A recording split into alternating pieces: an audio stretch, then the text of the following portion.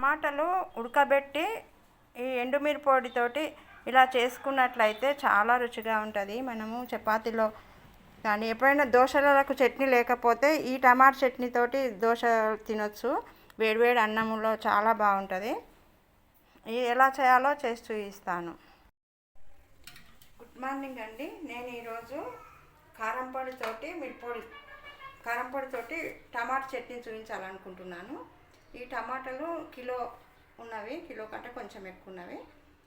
ఇవి బాగా కడిగి మంచి బట్టతోటి తూడ్చి పెట్టుకోవాలి. పొడి తడి లేకుండా చూసుకోవాలి. తడి ఉంటే చట్నీ ఖరాబ్ అవుతుంది కాబట్టి తడి లేకుండా బాగా పొడి చేసుకొని చిన్న చిన్న కట్ చేసుకొని పెట్టుకోవాలి. ఈ టమాటా చట్నీకి కిలోకు 100 గ్రాములు చింతపండు ఉడుకుతుంటే వేయాలి. ఈ చింతపండు కూడా నార మొత్తం తీసి పెట్టుకోవాలి.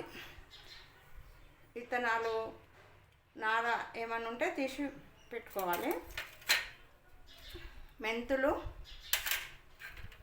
జీలకర్ర, అల్లం వెల్లిపాయ పేస్టు, ఆవాలు కొన్ని వేయించి మిక్సీ చేసుకొని పెట్టుకోవాలి. మిరప్పొడి ఈ గ్లాస్ అయితే సరిపోతుంది. కొంచెం ఎక్కువ కూడా వేసుకోవచ్చు, తక్కువ కూడా వేసుకోవచ్చు. మనం ఈ టమాటాలను బట్టి మనం కారం అనుకుంటే కొంచెం ఎక్కువ వేసుకోవచ్చు. అందాదా ఎట్లా ఎక్కువ వేసుకున్నా తక్కువ వేసుకున్నా టేస్ట్ మాత్రం బాగుంటుంది. ఈ మిరప్పొడికి ఈ ఉప్పు అయితే సరిపోతుంది. పసుపు, ఇవన్నీ కావాల్సిన పదార్థాలు. ఈ టమాటాలు ఇలా దోరగా ఉండాలి. మరి కచ్చిగా ఉండవద్దు, మరి పండు ఉండవద్దు. ఇలా దోరగా ఉన్న టమాటాలు అయితే టేస్ట్ బాగా వస్తుంది. ఈ టమాటాలను ఇలా కోసి పెట్టుకున్న టమాటాలని నూనె ఏమి వేయకుండా బాగా ఉడకనివ్వాలి. బాగా ఈ తడి అంతా పోవాలి, బాగా ఉడకనివ్వాలి.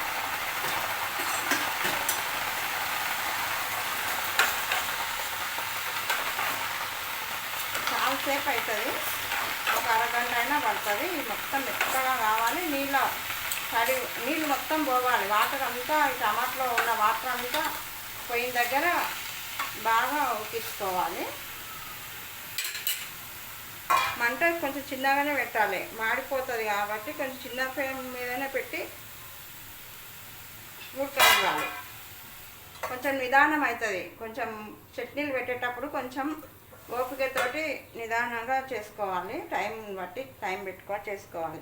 తొందర పడితే అసలు కుదరదు. ఈ చింతపండు కూడా వేసుకోవాలి. చింతపండు కూడా ఉడుకుతుంటే వేయచ్చు, ఎప్పుడైనా వేయచ్చు.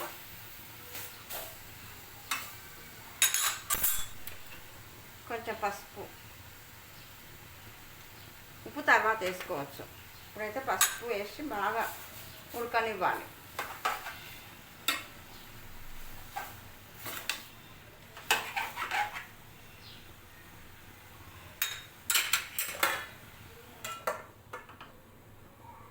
మూత పెట్టి మగ్గనివ్వాలి.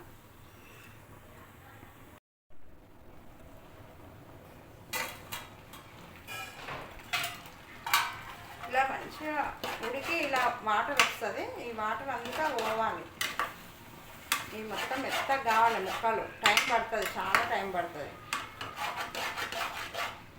వాటర్ ఉంటే తొందరగా పాడవుతుంది చట్నీ. ఈ మొత్తం వాటర్ పోయి ముక్కలు మెత్త అయిన దగ్గర ఉడకబెడితేనే చట్నీ బాగా ఒక 7-8 నెలలైనా ఉంటుంది. కానీ ఇవి కొంచెమే కాబట్టి మన నెల వరకు కూడా పాడు కాకుండా ఉంటుంది. బయట పెట్టిన నెల వరకు ఉంటుంది. ఫ్రిడ్జ్లో పెడితే మాత్రం చాలా రోజులు ఉంటుంది. అప్పటి వరకు అయిపోగొడతాం, మనం తినేస్తాం. చాలా బాగుంటుంది కాబట్టి 15 రోజుల వరకే అయిపోతుంది. ఎక్కువ పెట్టుకుంటే ఫ్రిడ్జ్లో పెట్టుకుంటే చాలా రోజులు ఉంటుంది. ఇలా తీసుకొని పెట్టుకుంటే చాలా బాగుంటుంది. వేడివేడి అన్నం ఎక్కువ తింటాం. ఈ టమాటా చట్నీ అంత రుచి ఉంటుంది. కొద్ది తినాలనిపిస్తుంది. వేడన్నంలో చాలా టేస్ట్ ఉంటుంది. కొంచెం అరకిలో అయినా సరే చేసుకోవచ్చు. తొందరగా అవుతుంది. తొందరగా అంటే కొంచెం అయితే తొందరగా అవుతుంది. ఎక్కువ ఉంటే కొంచెం సేపు ఉడకబెట్టేదే లేటు. ఉడకనివ్వాలి కాబట్టి ఇదే కొంచెం టైం పడుతుంది.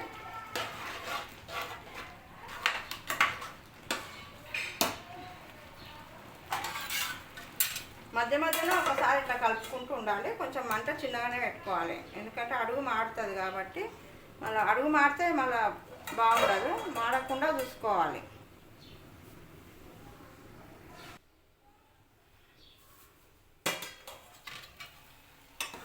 ఇలా మంచిగా ఉడికినది, ఆ వాటర్ అంతా పోయింది. ఇలా అడుగు మాడకుండా ఇలా అయిన దగ్గర ఉంచుకోవాలి. ఇలా వాటర్ అంతా పోయింది. ఇప్పుడు చల్లారిన తర్వాత మిక్సీకి పెట్టుకోవాలి.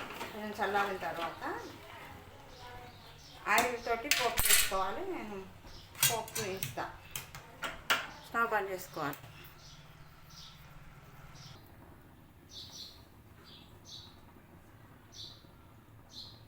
ఈ ఆయిల్ ఒక గ్లాసు పోసుకోవాలి.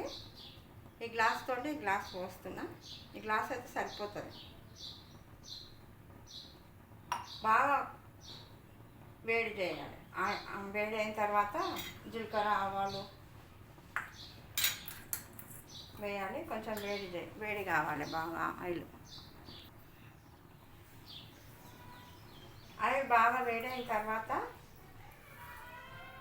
జీలకర్ర ఆవాలు వేసుకోవాలి. ఈ మిరప విత్తనాలు వేస్తే చాలా టేస్ట్ ఉంటుంది.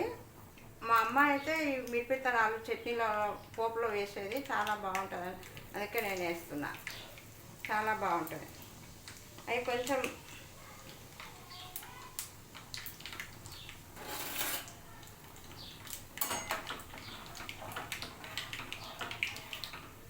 ఇలా ఈ మిరప విత్తనాలు కొంచెం మాడుతుంటే, కొంచెం దూరగా అవుతుంటే మంట చిన్నగా పెట్టుకోవాలి.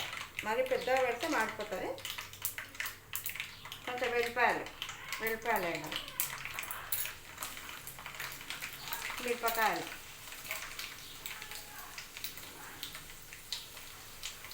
ఇవి తొందరగా మాడుతాయి. అల్లం వెల్లిపాయ పేస్ట్, శనగపప్పు, కొంచెం మినపప్పు, అల్లం వెల్లిపాయ పేస్టు దించే ముందరనే వేయాలి, లేకుంటే ఎర్రగా అయిపోతుంది. కాబట్టి ఇప్పుడు వేసుకోవాలి. వేసుకొని స్టవ్ ఆఫ్ చేసి ఆ వేడికే అల్లం వెల్లిపాయ పేస్ట్ ఎర్రగా అవుతుంది. మరి ఎక్కువసేపు మంట ఏమి ఉంచద్దు. ఈ వేడికే అల్లం వెల్లిపాయ పేస్టు మంచిగా దూరంగా వేగుతుంది, లేకుంటే అల్లం వెల్లిపాయ పేస్ట్ నల్లగా అవుతుంది. స్టవ్ బంద్ చేసుకోవచ్చు. ఈ వేడిను ఆయిల్కే అల్లం వెల్లిపాయ పేస్ట్ మంచిగా అవుతుంది. ఒకవేళ కాకపోతే మళ్ళీ స్టవ్ కొంచెం సేపు పెట్టి వేగనిచ్చుకోవచ్చు. కానీ ఇప్పుడైతే స్టవ్ బంద్ చేసుకోవాలి.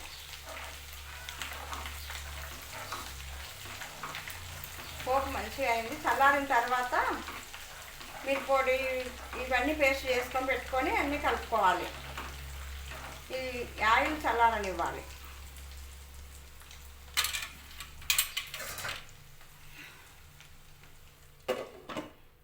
అంతవరకు ఇవి మిక్సీ చేసుకోవాలి. ఇలా జీలకర్ర, మెంతులు, ఆవాలు ఇవి బాగా మిక్సీ చేసుకున్నా. ఈ టమాటాలు కూడా మిక్సీ చేసుకోవాలి. మరీ ఎక్కువ మెత్తగా ఉండకుండా ఒకటేసారి ఇట్లా అని తీయాలి.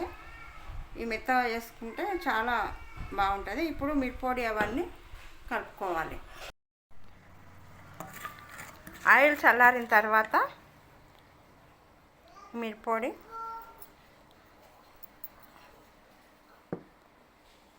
ఈ జీలకర్ర, మెంతులు, ఆవాల పొడి,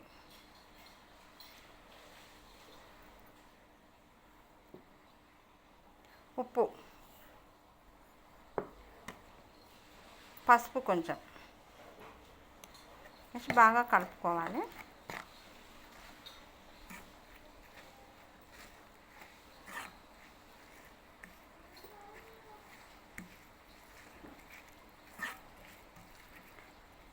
ఈ ఉడకబెట్టిన టమాటాలు ఇలా మెత్తగా గ్రైండర్కి వేసుకొని ఇది కూడా వేసి కలుపుకోవాలి.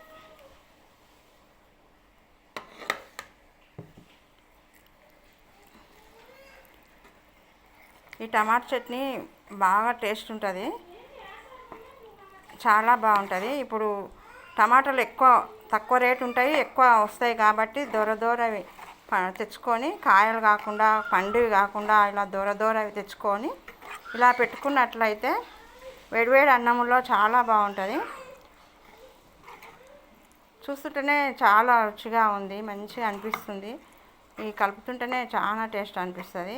మనం సరిపోకుంటే మనం ఇష్టము, కొంచెం తక్కువ కావాలంటే కొంచెం కారం తక్కువ వేసుకోవచ్చు, ఆయిల్ కూడా కొంచెం ఎక్కువ వేసుకోవచ్చు. ఇప్పుడు ఈ కొలత అయితే ఇప్పుడు సరిపోతుంది, మంచిగా ఉంటుంది. ఇది బాటిల్లో పెట్టుకొని మనం ఫ్రిడ్జ్లో పెట్టుకోవచ్చు, లేకపోతే బయట పెట్టుకున్న ఒక 15 రోజులు ఉంటుంది. ఇలా మొత్తం తీసి బాటిల్లో పెట్టుకోవాలి. బాటిల్ బాగా కడిగి తడి లేకుండా చూసుకోవాలి. తడి లేకుండా చూసుకొని ఈ బాటిల్లో ఇలా మొత్తం పెట్టుకొని ఇది ఫ్రిడ్జ్లో పెట్టుకోవచ్చు. ఈ బాటిల్ మంచిగా మూత పెట్టి ఫ్రిడ్జ్లో పెట్టుకోవాలి. ఇది కొంచెం బయట పెట్టుకొని ఇది అయిపోయిన తర్వాత మళ్ళీ ఈ బాటిల్ తీసి మనం ఈరోజు వాడుకోవడానికి ఇలా గాజు సీసాలనే గాజు పాత్రలోనే పెట్టుకొని తినాలి. ఈ చట్నీలు మాత్రం గాజు సీసాలలో గాజువే వాడాలి, ప్లాస్టిక్వే వాడొద్దు. ఈ గాజు పాత్రలే వాడాలి. ఈ వీడియో మీకు నచ్చినట్లయితే లైక్ చేయండి, షేర్ చేయండి, సబ్స్క్రైబ్ చేయండి.